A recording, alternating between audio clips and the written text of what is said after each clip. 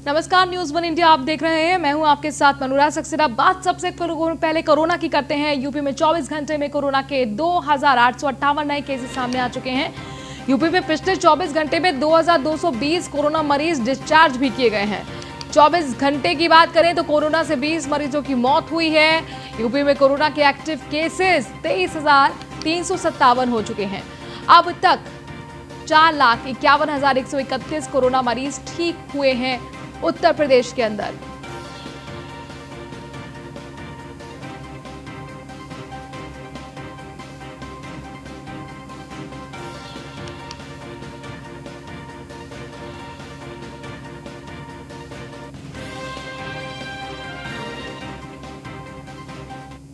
वहीं देश के कई राज्यों में कोरोना तेजी से फैल रहा है, लेकिन गाजियाबाद प्रशासन अब भी सुधरने का नाम नहीं ले रहा। तस्वीर आपको दिखाते हैं कि किस तरह से कोरोना महामारी की जांच में लापरवाही हो रही है। कोरोना जांच कराने के लिए आए हुए लोगों के बीच में कोई सोशल डिस्टेंसिंग नहीं है। वहीं स्वास्थ्य विभाग के कर्मचारी भी लापरवाही के साथ बगैर सुरक्षा किट के उपकरणों के ही कोरोना जांच के सैंपल ले रहे हैं। ऐसे में सवाल उठता है कि जिस तरह से स्वास्थ्य कर्मी कोरोना मरीजों की जांच कर रहे हैं, उनके संपर्क में आने पर कितने लोगों को महामारी अपना शिकार बना सकती है।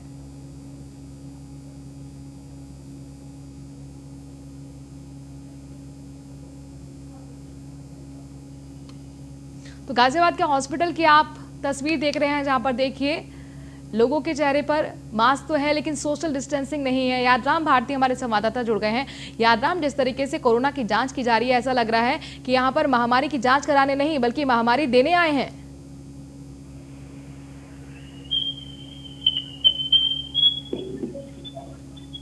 यादराम, आपको ऑडियो मिल रहा है?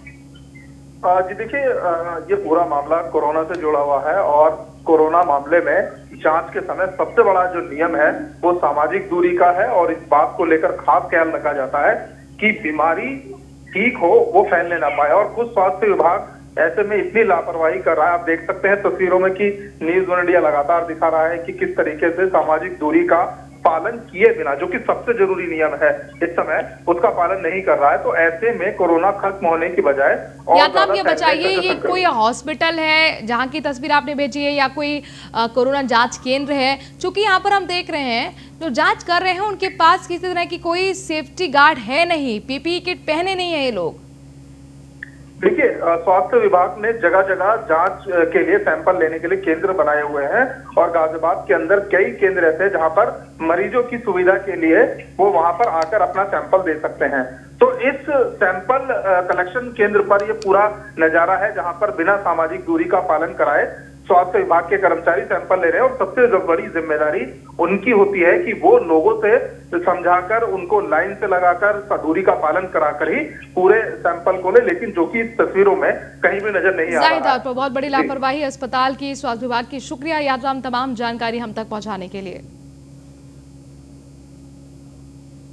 बात लव जिहाद की करते हैं। लव जिहाद पर कानून बनाने की तैयारी में लगी हुई है योगी सरकार। गृह विभाग से कानून विभाग को औपचारिक प्रस्ताव भेजा गया है। प्रस्ताव में लव जिहाद को लेकर कठोर सजा का प्रावधान है। मध्य प्रदेश की तर्ज पर उत्तर प्रदेश में भी कानून लाने की तैयारी सरकार कर रही है। लव जिहाद पर प्रभावी अंकुश लगाने की तैयारी में है योगी सरकार। आपको बता दें कि लगातार लव जिहाद से जुड़ी घटनाएं सामने आ रही हैं।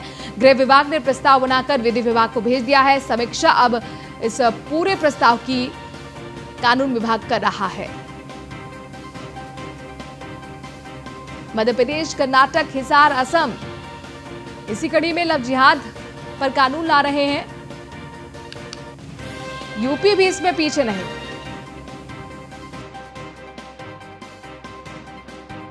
को लेकर लगातार घटनाएं बढ़ रही थी, पहले भी थी और इधर कुछ ज्यादा घटनाएं बढ़ रही थी, जिसको लेकर आदरणीय योगी जी ने साफ कर दिया था कि अगर जरूरत पड़ेगी तो हम कानून बनाएंगे।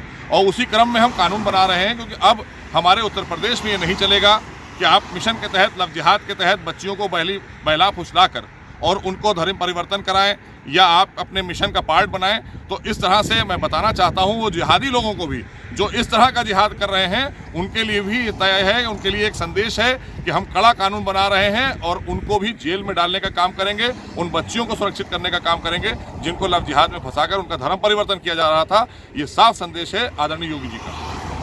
हिंदुस्तान के अंदर में कोई व्यक्ति चाहे किसी भी जाति धर्म का हो, अगर अपनी पहचान छुपा के किसी महिला के साथ संबंध बनाता है, उससे दोस्ती करता है, उसको धोखा देता है, तो क्राइम कहलाता है। इस पर उसको सजा मिलनी चाहिए और कानून में अच्छा प्रावधान भी होना चाहिए। लेकिन भारतीय जनता पार्टी उस महिला को न्याय दिलाने में तो कम, लेकिन उसका राजनीतिकरण करने में ज्यादा विश्वास रखती है, समाज के अंदर में उसका राजनीतिक रूप रंग देने में ज्यादा विश्वास रखती है। यह हिंदुस्तान के समाज के लिए चिंता का विषय है।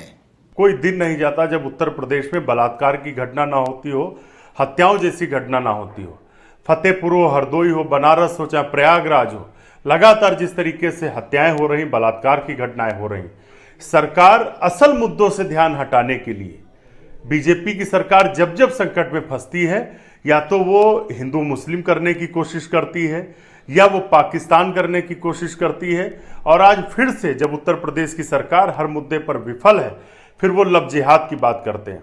हम तो मुख्यमंत्री श्री आदित्यनाथ से अनुरोध करते हैं कि आप लव जिहाद की बजाय अगर रोजगार का जिहाद चलाते, उत्तर प्रदेश में अपराध रोकने का जिहाद चलाते, उत्तर प्रदेश में जो लगातार बलात्कार की घटनाएं हो रही हैं, बलात्कार के खिलाफ जिहाद चलाते, उससे उत्तर प्रदेश आगे बढ़ता। लव जिहाद को लेकर जो सरकार कानून बना रही है, ठीक है, कानून बनना चाहिए, ज़रूर बनना चाहिए। पहले जितने कानून बन चुके हैं उसके ऊपर अमल दरामद क्यों नहीं हो रहा है। सवाल यह है कि औरतों की सुरक्षा को लेकर सरकार कितने कानून बना चुकी है, चाहे केंद्र सरकार हो या प्रादेशिक सरकारें हों। क्या सारी औरतें सुरक्षित हैं? क्या सारी माएँ, बहनें, बहू, बेटियाँ सब सुरक्षित हैं? आप कहेंगे कि नहीं सुरक्षित हैं। अब लव जिहाद के नाम के ऊपर अगर खास तौर से किसी मसलब को, किसी फिरके को टारगेट किया जा रहा है, तो मेरे ख्याल से वहीं लव जिहाद के मुद्दे पर डिप्टी सीएम केशव प्रसाद मौर्य का कहना है कि देश और प्रदेश में लव जिहाद के नाम पर जो बड़ी समस्या खड़ी है, जिसकी वजह से बड़ी बड़ी घटनाएं हो रही हैं, उसके खिलाफ सख्ती की आवश्यकता है। हमारे सीएम की अगुवाई में सरकार इस विषय को लेकर गंभीर है और इस पर सख्त कानून जल्द ही बनाएगी।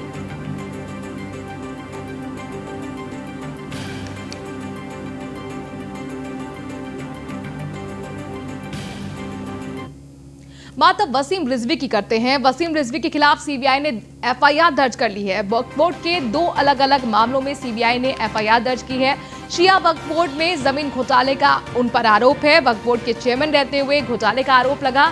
मौलाना कलवे जवाद ने गृह मंत्री अमित शाह से भी मुलाकात की थी। मामले की जांच को लेकर अमित शाह से मुलाकात की थी। राज्य की योगी सरकार ने इलाहाबाद के शहर कोतवाली और लखनऊ के हजरतगंज थाने में वसीम रिजवी के खिलाफ दर्ज मामलों की सीबीआई जांच कराने की सिफारिश 2019 में की थी।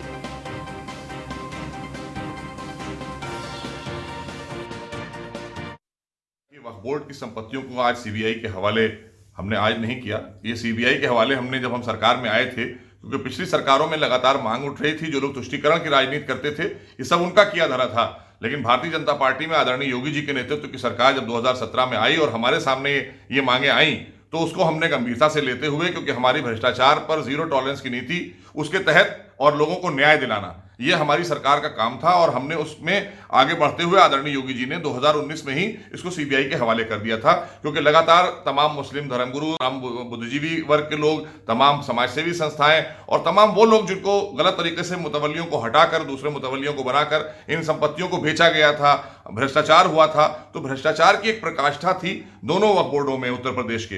तो इसलिए इसको लेकर सीबीआई की मांग लगातार उठती रही। पिछली सरकारों ने तुष्टीकरण की राजनीति के चलते उसको नहीं दिया, लेकिन हमारी जो सबका साथ सबका विकास और सबके विश्वास की नीति है और भ्रष्टाचार पर जीरो टॉलरेंस की नीति है, उसके तहत हमने इसको सीबीआई के हवाले कर दिया था। हमारी सरकार का स्टैंड साफ था कि हम लोगों को न्याय दिलाएंगे, क्योंकि मुस्लिम समाज के लोग जिनके उत्थान और कल्याण के लिए ये प्रॉपर्टियां वक्फ हुई थी, उनको खुर्द-बुर्द कराने का काम पिछली सरकार, चाहे बसपा हो, सपा हो, कांग्रेस हो, इन्होंने कराया था। भारतीय जनता पार्टी ने अपना स्टैंड साफ रखा था कि हम इसमें सीबीआई से इसकी जांच कराएंगे और जो लोग भी दोषी हैं उनको जेल भेजने का काम करेंगे और जिन लोगों के साथ अन्याय हुआ है उनको न्याय दिलाने का काम करेंगे। हम समाजवादी लोग हमेशा से भ्रष्टाचार के खिलाफ रहे हैं। हम यहाँ पे विकास की राजनीति करते हैं, समाज को आगे ले जाने की राजनीति करते हैं। ये जब भारतीय जनता पार्टी उत्तर प्रदेश की सरकार में आई थी तो कहती थी हम उत्तर प्रदेश को भ्रष्टाचार मुक्त करेंगे, यहाँ ट्रांसपेरेंसी लेके आएंगे।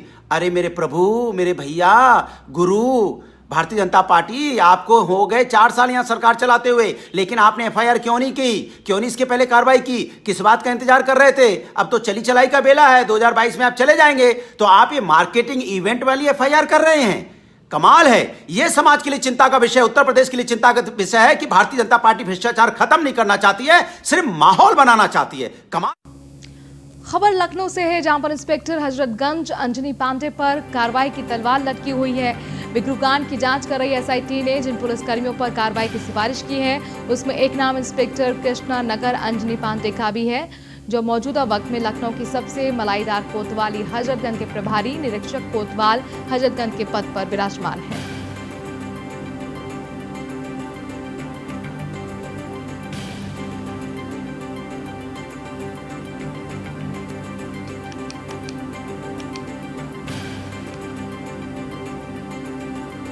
अंजनी पांडे पर भी आपको बता दें कि कार्रवाई हो सकती है। दरअसल विक्रूकांड की जो जांच एसआईटी कर रही है, उसमें आरोपी पुलिसकर्मियों की जो लिस्ट है, उसमें अंजनी पांडे का भी नाम शामिल है। अंजनी इस वक्त लखनऊ के हजरतगंज थाने में तैनात हैं और माना जा रहा है कि उनकी अब मुश्किलें एसआईटी की रिपोर्ट में नाम आने के बाद बढ़ सकती हैं। कुल मिलाकर अंजनी पर भी कार्रवाई की तलवार लटकी हुई है। विक्रूकांड की जांच कर रही एसआईटी ने अंजनी के खिलाफ भी कार्रवाई की सिफारिश की है। सहारनपुर में मुठभेड़ में लूट की योजना बना रहे बदमाशों से सरसवा पुलिस की मुठभेड़ हुई। मुठभेड़ के बाद पुलिस ने 3 बदमाशों को गिरफ्तार कर लिया। बदमाशों के कब्जे से 2 तमंचे, कई कारतूस बरामद किए गए हैं। पकड़े गए बदमाशों पर आधा दर्जन से ज्यादा मुकदमे दर्ज हैं। थाना सरसावा इलाके के अलीपुर गांव के जंगल में ये मुठभेड़ हुई है।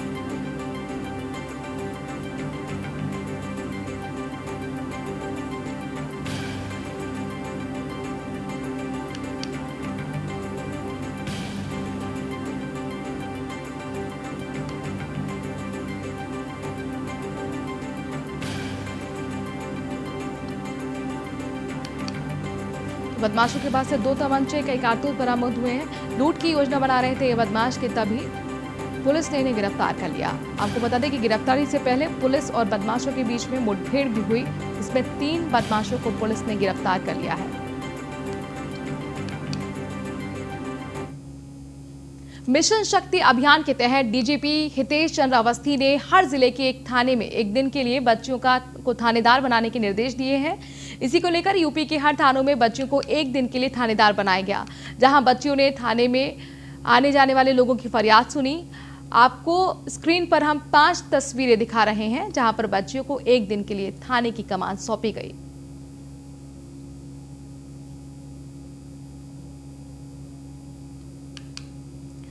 तो एक दिन के लिए बच्चों को थाने की कमान सौंपी गई और उनके चेहरे पर आप देख सकते हैं किस तरह की उत्सुकता है और किस तरह के जिम्मेदारी का भाव भी है।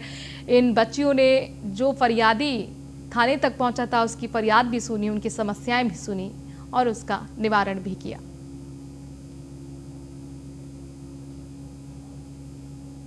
गाजियाबाद में बदमाश इतने बेखौफ हैं कि वो बैंक मैनेजर को बैंक से उठाकर ले जाते हैं। जी हां, गाजियाबाद के पौष इलाके थाना कविनगर के आरडीसी में ये घटना हुई है, जहां मंगलवार को 9 लोग आए प्राइवेट बैंक के मैनेजर को बैंक से बाहर ले गए। ये पूरी वारदात सीसीटीवी में कैद हो गई। बाहर ले जाने के बाद आरोप है कि मैनेजर के साथ मारपीट की गई। पुलिस ने मुकदमा दर्ज कर मामले की जांच शुरू की है। ये सीसीटीवी गाजियाबाद के थाना कविनगर इलाके के राजनगर डिस्ट्रिक्ट सेंटर एरिया का है। यह इलाका गाजियाबाद में सबसे ज्यादा पॉश माना जाता है। यहाँ पर तमाम बैंक, ऑफिस, अखबार के दफ्तर के अलावा आसपास यहाँ पर बड़े नेता, प्रशासनिक अधिकारी और पुलिस अधिकारी तक रहते हैं। अब आप देखिए कि किस तरह से यहाँ 9 लोग एक के बाद एक आते हैं और उसके बाद इस बैंक के मैनेजर को बाहर लेकर चले जाते हैं। बैंक के मैनेजर का नाम गौरव है, जिसने अब थाने में तहरीर दी है और 9 लोगों के खिलाफ मारपीट का मुकदमा दर्ज किया है। आरोप है कि गौरव के कान का पर्दा भी फट चुका है। पुलिस ने फिलहाल मुकदमा दर्ज कर जांच शुरू की है। गाजियाबाद में बदमाशों के हौसले की बुलंद ये तस्वीर आप देख पा रहे हैं। देखिए, इसमें एक बैंक मैनेजर हैं जिसके साथ कुछ मारपीट के आरोप लगाए गए थे। उन्होंने किसी लड़के ऊपर और साथ में कुछ अज्ञात लोगों के ऊपर मुकदमा लिखाया था। किसी बात को लेकर के उनके बीच की कहासुनी थी। इस मामले में पुलिस के पास जो तहरीर प्राप्त हुई, उस आधार पर जो संबंधित धाराएँ हैं उसमें पंजीकृत करके आगे कार्रवाई करी जाएगी। यात्राम भारती हमारे संवाददाता गाजियाबाद से इस खबर पर ज्यादा जानकारी के साथ जुड़ गए हैं। यात्राम, ये 9 लोग कौन थे और आखिरकार वजह को समझ में आई है कि क्यों मारपीट की गई इस मैनेजर के साथ? देखिए, जिस तरीके से सीसीटीवी में दिखाई दे रहा है, कई लोग एक के बाद एक बैंक में घुसे और जो मैनेजर हैं गौरव, उनको उठाकर ले गए और उनको ना सिर्फ मारा पीटा बल्कि उनका कान का पर्दा भी फट गया। सबसे खास बात इस पूरे खबर में जो है वो मैं बता दूं आपको कि इस इलाके में कुछ ही दूरी पर डीएम और एसएसपी का निवास भी, और तमाम जो प्रशासनिक अधिकारी हाई प्रोफाइल लोग यहाँ पर रहते हैं और एक पॉश इलाका इस पूरे इलाके को कहा जाता है। और ऐसे में यहाँ पर ये घटना हुई, वो अपने आप में कानून व्यवस्था पर सवाल खड़े करती है। पुलिस का कहना है कि सभी एंगलों से इस पर जांच की जा रही है। मामला एक निजी मामला बताया जा रहा है, निजी कोई रंजिश थी या निजी कोई विवाद था जिसके कारण ये पूरी घटना को अंजाम दिया गया। फिलहाल पुलिस ने इस पूरे मामले में मुकदमा दर्ज कर आरोपियों की तलाश तेज कर दी है और पुलिस का कहना है कि जल्दी ही इस मामले के जो आरोपी हैं वो पकड़े जाएंगे। जी शुक्रिया यात्राम, तमाम जानकारी हम तक पहुंचाने के लिए। बात छठ पर्व की करते हैं। काशी में धूमधाम से छठ पर्व मनाया जा रहा है। महिलाओं ने गंगा के पावन तट पर डूबते हुए सूर्य को अर्घ्य दिया और बेटे की लंबी उम्र की कामना की। महिलाओं ने छठ माता को गन्ना, फल, मिष्ठान अर्पित कर पुरुषों की लंबी उम्र की कामना की है। कठिन निर्जल व्रत के बावजूद महिलाओं के चेहरों पर उत्साह देखने को मिला। कुछ परिवार के पुरुष भी व्रत रखते हैं।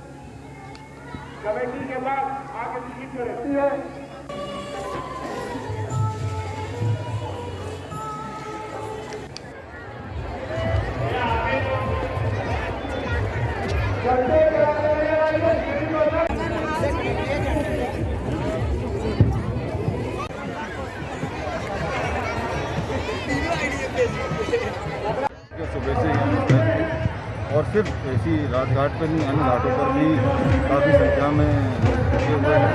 हमने दो तरीके की व्यवस्था की है। तो सुबह से ही सारी यहाँ पर व्यवस्था थी ताकि किसी प्रकार की कोई किसी को दिक्कत ना है, सहूलियत रहे। साथ ही साथ जो रास्ते में जो ड्यूटियाँ लगी हुई हैं, जो घरों से आ रहे हैं और इस जगह के लिए आ रहे हैं, वहाँ पर रास्ते में ड्यूटी लगाई हुई है जिससे कि रास्ते में कोई किसी प्रकार की घटना घटित ना हो। और साथ ही साथ महिला और परिवारों को बिहार का पावन पर्व पूरे देश में मनाया जा रहा है।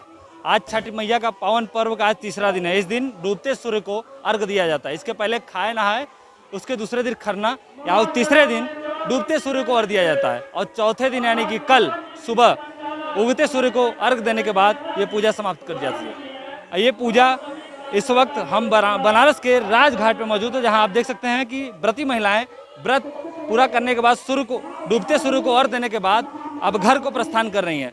इसके बाद कल सुबह आएंगे। हमारे साथ कुछ और लोग भी हैं जो व्रती हैं, इनसे हम बात करते हैं कि आज के पावन पर्व पे क्यों मनाया जाता है। जी अपना नाम बताइए और ये बताइए कि आज का पावन पर्व का महत्व क्या है। मेरा नाम जानवी जायसवाल है। क्या पूछे आप? आज के पावन पर्व का महत्व क्या है? आज का पावन पर्व जो सूर्य जी को अर्घ देने का है, खासतौर से व्रत लड़कों के लिए किया जाता है, सूर्य पुत्र के लिए, कि मतलब पुत्र की लंबी आयु हो, इसी के लिए महिलाएं जो 3 दिनों का ये व्रत करती हैं। कितनी कठिन पर्व है ये, कहा जाता है काफी कठिन पर्व है। कितने दिन तक रहता है ये पर्व? 3 दिनों का व्रत रहता है, लेकिन ये आस्था का व्रत है, इसलिए आस्था के आगे कुछ 3 दिन या कितना भी दिन कोई फर्क नहीं पड़ता इससे। आज आप व्रत हैं? हम व्रत तो नहीं है, व्रत मेरी चाची व्रत है, उनके साथ में आई हूँ। चाची के साथ आज घाट पे आई हैं अर्घ्य देने। वो रात भर रहेंगी घाट पर और रात भर रहेंगी, फिर सुबह में करके तब जाएंगी। वो घाट पे ही है इस समय। जैसा कि उन्होंने बताया कि डूबते सूर्य को अर्घ्य देने से कहा जाता है कि पुत्र और पति के लंबी आयु के लिए ये पूजा कहा जाता है। अब हमारे साथ कुछ और लोग भी आएंगे जो पूजा करके अब घर के लिए प्रस्थान कर रही हैं। आइए कुछ लोग और हम इनसे बात करते हैं। आज का पर्व का क्या महत्व है और तो नहीं बता पाएंगे जरा से हमारे साथ कुछ और लोग आए हैं, हम उससे बात कर। साथ ये लोग जा रहे हैं, जल्दबाजी में हैं। आज पूजा हो गया है, सूर्य को अर्घ्य देने के बाद ये लोग घर को प्रस्थान कर रही हैं। और कहा जाता है कि आज के दिन सूर्य को अर्घ्य देने और छठ पूजा के व्रत रहने से पुत्र की लंबी आयु होती है। आपको बता दें कि कितने लोग इनमें से इतने लोग हैं जो ढोल नगाड़े के साथ माँ के पूजा अर्चना के लिए साथ आते हैं। ढोल नगाड़े के साथ कोई जमीन पर लेटते हुए आता है तो कोई ढोल नगाड़े के साथ आता है। ये बिहार का पर्व था, पूरे देश में प्रचलित हो चुका है। आकाश यादव। वहीं कानपुर में भी छठ पूजा का महापर्व धूमधाम से मनाया जा रहा है। यहाँ पर ढलते सूर्य को अर्घ्य देने घाटों पर तमाम महिलाओं का तांता लगा रहा। जिला प्रशासन ने कोरोना संक्रमण के चलते सोशल डिस्टेंसिंग के तहत आयोजन करवाया। ढलते सूर्य को निर्जला व्रत करने वाली महिलाएं सूर्य देवता को और छठ मैया की आराधना करती हैं। अपने पति और बच्चों की लंबी उम्र की कामना की जाती है।